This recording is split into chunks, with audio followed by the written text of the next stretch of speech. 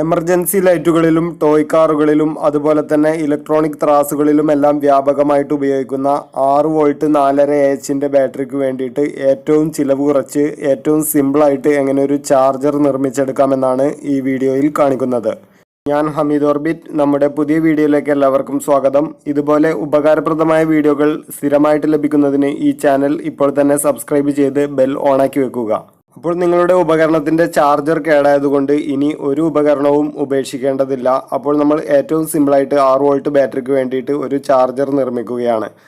ഇത് നിർമ്മിക്കുന്നതിന് വേണ്ടി ആദ്യമായി ഞാനിവിടെ എടുത്തിരിക്കുന്നത് 7.5 വോൾട്ടിൻ്റെ ഒരു ട്രാൻസ്ഫോർമറാണ്. ഇതിലേക്ക് ഇൻപുട്ട് AC 230 വോൾട്ട് കൊടുക്കുന്നതിന് 2 കണക്ഷനുകളും ഔട്ട്പുട്ട് 7.5 വോൾട്ട് എടുക്കുന്നതിന് വേണ്ടിയിട്ട് 3 കണക്ഷനുമാണ് ഉള്ളത്. മൾട്ടിമീറ്റർ റെസിസ്റ്റൻസ് അളക്കുന്ന സ്കെയിലിൽ ഇട്ട് കഴിഞ്ഞാൽ ട്രാൻസ്ഫോർമറിൻ്റെ പ്രൈമറിയും സെക്കൻഡറിയും നമുക്ക് തിരിച്ചറിയാവുന്നതാണ്. സ്റ്റെപ്പ് ഡൗൺ ട്രാൻസ്ഫോർമറിൻ്റെ പ്രൈമറി നമ്മൾ ടെസ്റ്റ് ചെയ്യുമ്പോൾ ഇതുപോലെ ഹൈ റെസിസ്റ്റൻസും സെക്കൻഡറി ടെസ്റ്റ് ചെയ്യുമ്പോൾ ഇപ്പോൾ ഈ കാണിക്കുന്നത് പോലെ വളരെ ലോ റെസിസ്റ്റൻസുമായിരിക്കും കാണിക്കുക. നമ്മളിതിൽ ചാർജ് ചെയ്യാൻ ഉപയോഗിക്കുന്ന 6 വോൾട്ടിൻ്റെ ബാറ്ററി എത്ര ആംപിയറിൻ്റെ ആണോ അതിനനുസരിച്ച് ചാർജിങ് കിട്ടുന്ന രീതിയിലുള്ള ട്രാൻസ്ഫോർമറാണ് നമ്മളിവിടെ ഉപയോഗിക്കേണ്ടത്. നമ്മളിവിടെ 4.5 AH ഒരു ബാറ്ററി ചാർജ് ചെയ്യുന്നതിന് വേണ്ടിയിട്ടാണ് 500 മില്ലി ആംപിയറിൻ്റെ ട്രാൻസ്ഫോർമർ ഉപയോഗിച്ചിട്ടുള്ളത്. വലിയ ബാറ്ററികളാണെങ്കിൽ അതിനനുസരിച്ച് ആംപിയർ കൂടിയ ട്രാൻസ്ഫോർമർ ഉപയോഗിക്കണം. അപ്പോൾ നമ്മളിവിടെ എടുത്തിട്ടുള്ള ട്രാൻസ്ഫോർമറിലേക്ക് ആദ്യമായിട്ട് കണക്ട് ചെയ്യുന്നത് മെയിൻസ് കോഡാണ്. ഞാനിവിടെ ഒരു 1 സൈഡ് മെയിൻസ് കോഡ് എടുത്തിട്ടുണ്ട്. നിങ്ങൾക്കിവിടെ കാണാം ഇതിൻ്റെ ഒരു ഭാഗത്ത് 2 പിൻ ഉണ്ട്, മറുഭാഗത്ത് വയർ മാത്രമാണുള്ളത്. ആ 2 വയറുകൾ ഇതിൽ റെഡ് ബ്ലാക്ക് വയറുകളാണ് വന്നിട്ടുള്ളത്. ഇത് AC 230 വോൾട്ട് കണക്ട് ചെയ്യുന്നതായതുകൊണ്ട് തന്നെ ഇതിന് പോളാരിറ്റി നോക്കേണ്ട കാര്യമൊന്നുമില്ല. മെയിൻസ് കോഡിലെ 2 വയറുകൾ നമ്മൾ കണക്ട് ചെയ്യുന്നത് ട്രാൻസ്ഫോർമറിൻ്റെ ഇൻപുട്ട് വൈൻഡിങ്ങിലേക്കാണ്. ഇതുപോലെ ഒരു സ്ലീവ് ഇട്ട് കൊടുത്തുകൊണ്ട് നമുക്കിത് കണക്ട് ചെയ്യാവുന്നതാണ്. ഇപ്പോൾ ഞാൻ 2 വയറുകളിലും സ്ലീവ് ഇട്ട് കൊടുത്തിട്ടുണ്ട്. ഇനി മെയിൻസ് കോഡിൻ്റെ 2 വയറുകളുമായിട്ട് കണക്ട് ചെയ്യുകയാണ്. ഇങ്ങനെ മെയിൻസ് കോഡ് കണക്ട് ചെയ്യുന്നതിന് മുമ്പ് നേരത്തെ നമ്മൾ മൾട്ടിമീറ്ററിൽ ടെസ്റ്റ് ചെയ്ത് കാണിച്ചതുപോലെ ഇതിൻ്റെ പ്രൈമറി ലീഡുകളും സെക്കൻഡറി ലീഡുകളും ഏതൊക്കെയാണെന്ന് ടെസ്റ്റ് ചെയ്ത് ഉറപ്പുവരുത്തി വെക്കണം.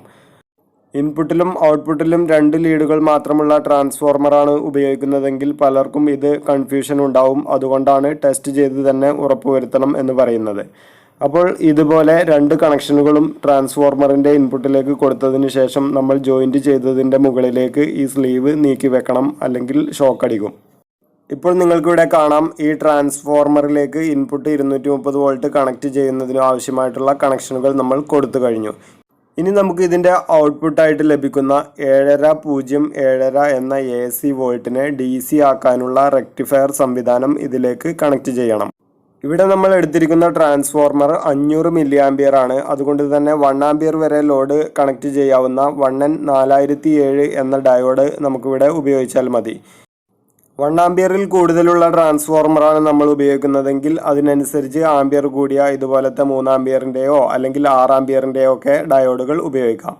ഈ 500 മില്ലി ആംപിയറിൻ്റെ ചാർജർ ചെയ്യുന്നതിന് വേണ്ടി നമ്മളിവിടെ 1N4007 2 ഡയോഡ് എടുത്തിട്ടുണ്ട്. അതിൻ്റെ വരയില്ലാത്ത ഭാഗങ്ങൾ തമ്മിലാണ് ഞാനിവിടെ കൂട്ടി യോജിപ്പിക്കുന്നത്. ഇപ്പോൾ നിങ്ങൾക്കിവിടെ കാണാം 2 ഡയോഡിൻ്റെയും ആനോഡ്, അതായത് വരയില്ലാത്ത ഭാഗങ്ങൾ തമ്മിൽ നമ്മൾ ജോയിൻറ്റ് ചെയ്ത് കഴിഞ്ഞു. ഇനി ഇവ തമ്മിൽ നന്നായിട്ടൊന്ന് സോൾഡർ ചെയ്ത് കൊടുക്കണം. ഇതുപോലെ നന്നായി സോൾഡർ ചെയ്തതിന് ശേഷം നമുക്ക് ആവശ്യമുള്ളത്ര വലിപ്പത്തിൽ ലീഡുകൾ നിലനിർത്തിക്കൊണ്ട് ബാക്കിയുള്ളവ കട്ട് ചെയ്ത് ഒഴിവാക്കാം. ഇനി നമ്മളിവിടെ ചെയ്യാൻ പോകുന്നത്, നമ്മളിവിടെ എടുത്തിരിക്കുന്ന സെൻറ്റർ ടാപ്ഡ് ട്രാൻസ്ഫോർമറിൻ്റെ നടുവിലെ ലീഡ് ഒഴിവാക്കിയിട്ട് 2 വശങ്ങളിലുമുള്ള ലീഡുകളിലേക്കാണ് ഡയോഡ് കണക്ട് ചെയ്യുന്നത്. ഡയോഡിൻ്റെ വരെയുള്ള 2 ലീഡുകൾ നമ്മൾ ജോയിൻറ്റ് ചെയ്യാത്തതുണ്ട്. അത് രണ്ടുമാണ് ഈ ട്രാൻസ്ഫോർമറിൻ്റെ 2 ലീഡുകളിലേക്ക് ഇതുപോലെ സ്ലീവ് ഇട്ടുകൊണ്ട് നമ്മൾ കണക്ട് ചെയ്യുന്നത്. ഡയോഡിൻ്റെ ആ 2 ലീഡുകളും അധികമുള്ള ഭാഗങ്ങൾ ഇതുപോലെ മുറിച്ച് ഒഴിവാക്കിയതിന് ശേഷം അതിലേക്ക് ഈ ട്രാൻസ്ഫോർമറിൻ്റെ ഓരോ ലീഡുകൾ, ഇതും പരസ്പരം മാറിപ്പോയാലും പ്രശ്നങ്ങളൊന്നുമില്ല. ഈ ബ്ലാക്ക് വയർ ഏതെങ്കിലും ഒരു ഡയോഡിൻ്റെ വരെയുള്ള ഭാഗത്തും രണ്ടാമത്തെ ബ്ലാക്ക് വയർ രണ്ടാമത്തെ ഡയോഡിൻ്റെ വരെയുള്ള ഭാഗത്തും, അതായത് കാഥോഡ് ഭാഗത്ത് സോൾഡർ ചെയ്ത് പിടിപ്പിക്കുക. ഇപ്പോൾ ട്രാൻസ്ഫോർമറിൻ്റെ ഔട്ട്പുട്ട് ഭാഗത്തുള്ള 2 വശങ്ങളിലുമുള്ള വയറുകൾ നമ്മൾ ഡയോഡുകളിലേക്ക് സോൾഡർ ചെയ്ത് കഴിഞ്ഞു. ഇനി സോൾഡർ ചെയ്തതിൻ്റെ മുകളിലേക്ക് ഇതുപോലെ സ്ലീവുകൾ നീക്കി വെച്ച് കൊടുക്കുക. ഇനി നമുക്ക് ഇതിൽ നിന്ന് ഔട്ട്പുട്ടായിട്ട് ലഭിക്കുന്ന സപ്ലൈ ബാറ്ററിയിലേക്ക് കണക്ട് ചെയ്യുന്നതിന് 2 വയർ പീസുകൾ ആവശ്യമാണ്. അതിന് ഞാനിവിടെ റെഡ് ബ്ലാക്ക് വയറുകളുടെ ഒരു ഡബിൾ വയറിൻ്റെ പീസ് എടുത്തിട്ടുണ്ട്.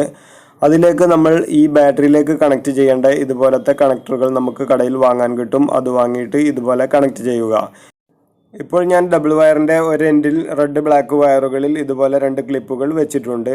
ഇനി നമ്മൾ റെഡ് വയർ കണക്ട് ചെയ്യാൻ പോകുന്നത് ട്രാൻസ്ഫോർമറിൻ്റെ നടുവിലെ നേരത്തെ നമ്മൾ ഒഴിവാക്കി വെച്ചിരിക്കുന്ന ആ ലീഡിലേക്കാണ്. അതിൽ നിന്നാണ് നമ്മൾ ബാറ്ററിയിലേക്ക് ആവശ്യമായിട്ടുള്ള പോസിറ്റീവ് സപ്ലൈ എടുക്കുന്നത്.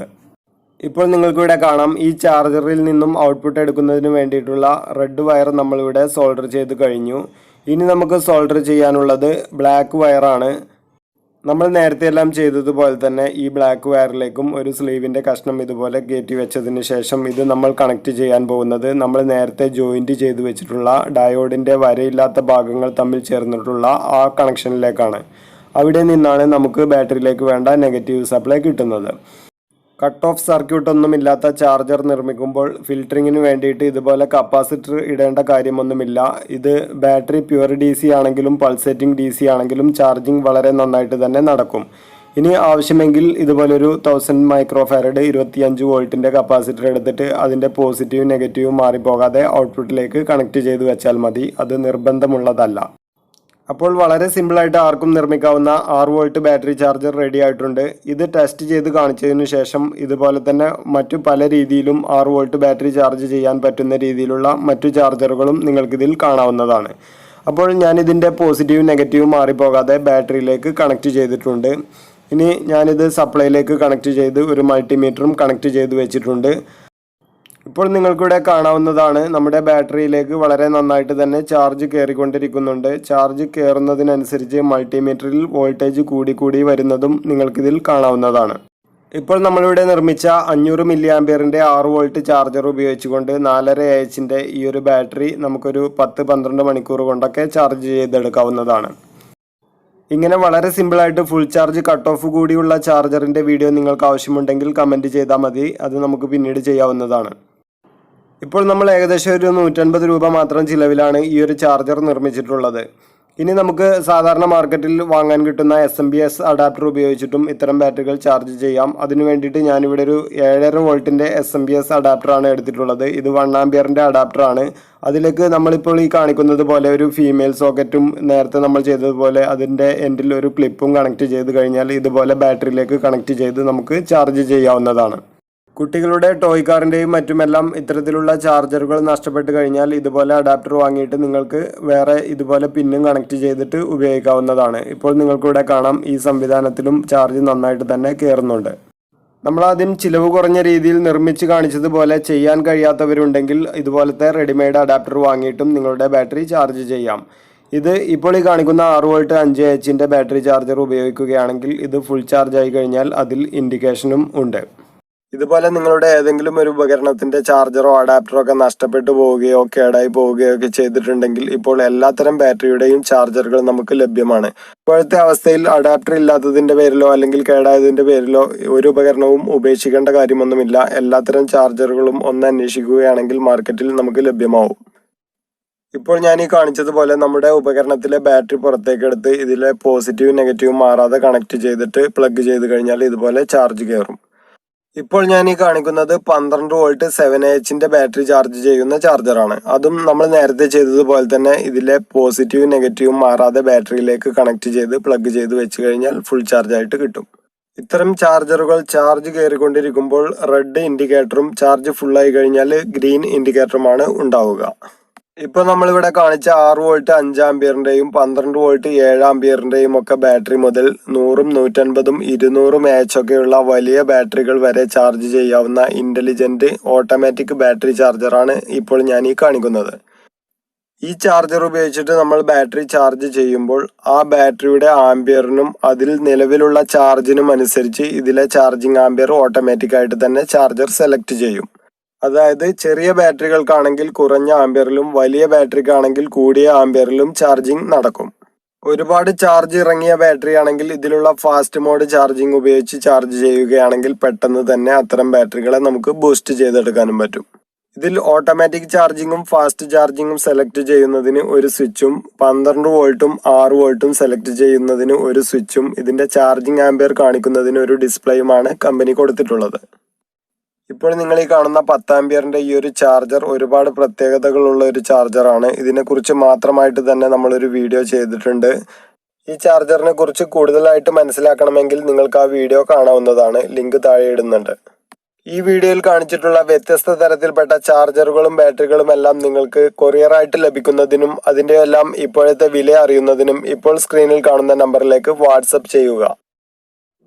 നമ്മുടെ തുടർന്നുള്ള വീഡിയോകൾ ലഭിക്കുന്നതിന് ഈ ചാനൽ സബ്സ്ക്രൈബ് ചെയ്തതിനു ശേഷം ബെൽ ബട്ടൺ കൂടി എനേബിൾ ചെയ്ത് വെച്ചേക്കുക. വീഡിയോ ഇഷ്ടപ്പെട്ടെങ്കിൽ ലൈക്ക് ചെയ്യുക. നിങ്ങളുടെ കൂട്ടുകാർക്കും ഒന്ന് ഷെയർ ചെയ്ത് കൊടുത്തേക്കുക. വീഡിയോയിൽ എന്തെങ്കിലും സംശയങ്ങളുണ്ടെങ്കിൽ കമന്റ് ബോക്സിലൂടെ ചോദിക്കാൻ മടിക്കരുത്. താങ്ക്